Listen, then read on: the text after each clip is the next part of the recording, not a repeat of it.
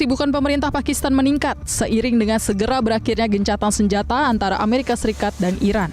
Sebagai mediator perundingan Amerika Serikat dan Iran, Pakistan mengintensifkan pertemuan pendahuluan dengan kedua pihak.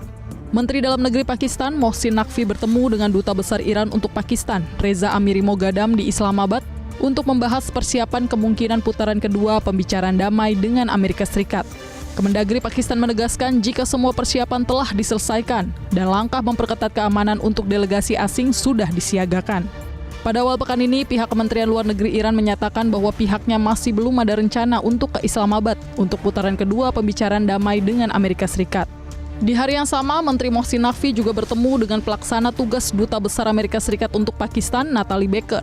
Pada pertemuan ini, kedua belah pihak membahas pengaturan untuk kemungkinan putaran kedua pembicaraan damai AS dengan Iran yang dijadwalkan pada awal pekan ini. Naqvi menyampaikan harapan untuk keberhasilan pembicaraan damai dengan menekankan pentingnya solusi diplomatik dan mendorong stabilitas regional. Sementara itu, keamanan ibu kota Islamabad dan wilayah di sekitarnya terus diperketat. Pemerintah Pakistan telah menetapkan ibu kota Islamabad dan kota terdekatnya Rawalpindi dalam status siaga keamanan tingkat tinggi. Pemerintah Pakistan mengumumkan bahwa pegawai di kementerian, kantor pemerintah, dan lembaga negara lainnya yang berkantor dalam zona merah diputuskan untuk bekerja secara online sejak Senin kemarin.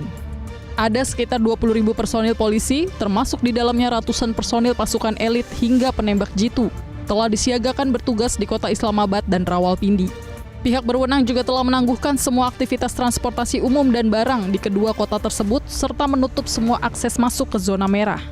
Sebagaimana diketahui, gencatan senjata antara Iran dan Amerika Serikat selama 14 hari akan segera berakhir.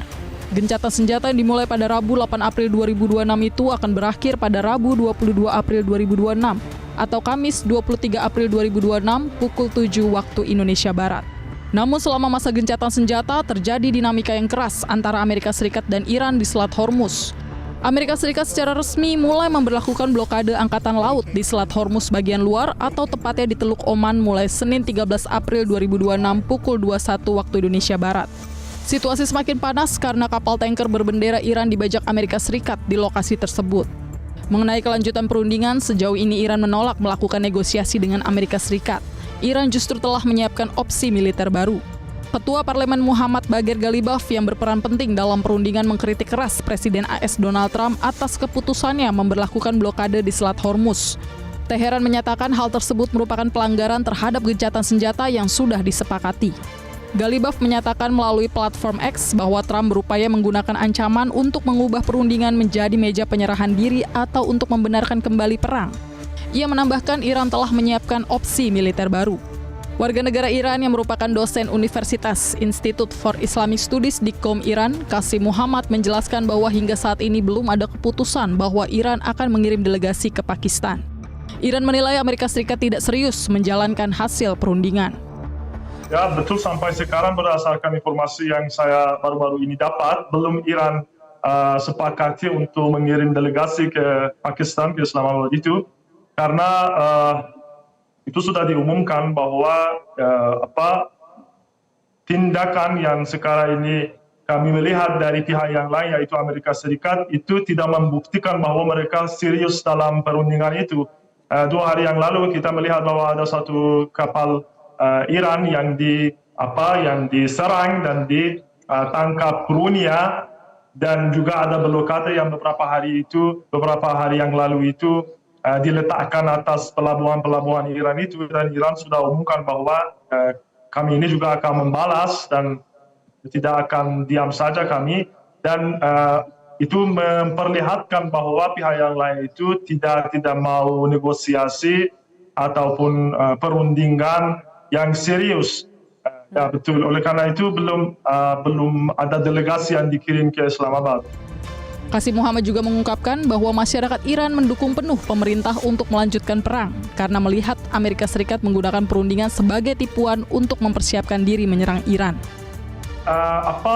Pemahaman kami ini dari sisi masyarakat dan juga dari sisi pemerintah dan militer, itu kalau perundingan itu hanya adalah penipuan, dan mereka hanya mau menyiapkan diri mereka untuk menyerang lagi, dan oleh karena itu kalau militer Iran dan juga masyarakatnya sudah siapkan diri mereka untuk melanjutkan peperangan itu, Alhamdulillah sampai sekarang berdasarkan laporan pihak militer dan angkatan militer Iran itu pada 2 minggu yang lalu serius siapkan dirinya untuk melanjutkan peperangan itu dan akan bahkan menyerang Amerika Serikat dan Israel itu dan pangkalan-pangkalan mereka di negara-negara sekutu mereka dengan lebih keras daripada pada tahap pertamanya perang itu. Oleh karena itu kalau kami ini tidak begitu pasti atau tidak begitu optimis untuk perundingan itu. Dan dukungan masyarakat Iran antara lain ditunjukkan dengan aksi ribuan perempuan yang turun ke jalan dengan membawa replika peralatan tempur serba pink.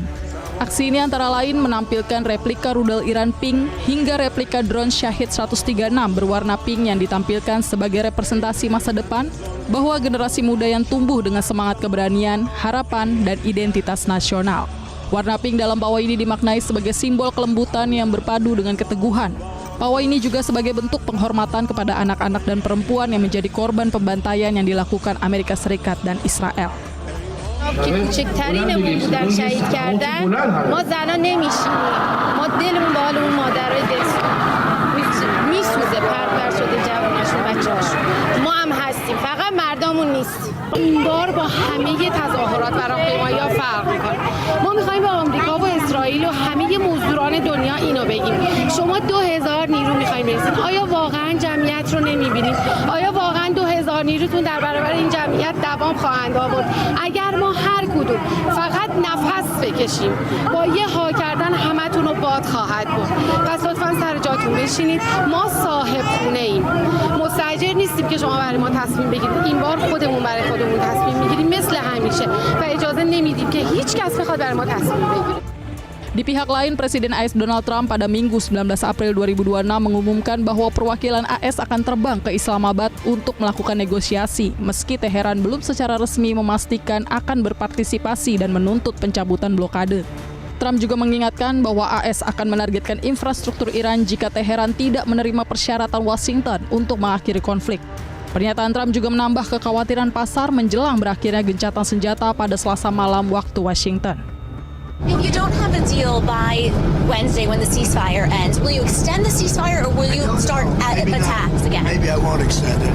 Okay. But the blockade is going to remain. But maybe I won't extend it. So you have a blockade, and unfortunately we'll have to start dropping bombs again. Thank you very much, everybody. Thank you. I think it's going to happen. Sementara itu, ratusan veteran Amerika Serikat menggelar aksi protes menolak agresi ke Iran di gedung DPR AS di Washington, D.C. Veteran yang tergabung dalam Veterans Against the War menuntut Presiden Donald Trump menghentikan perang ilegal terhadap Iran. Sejumlah veteran dan keluarga militer AS ditangkap saat menggelar aksi damai memprotes perang ilegal dan dipaksakan di Iran.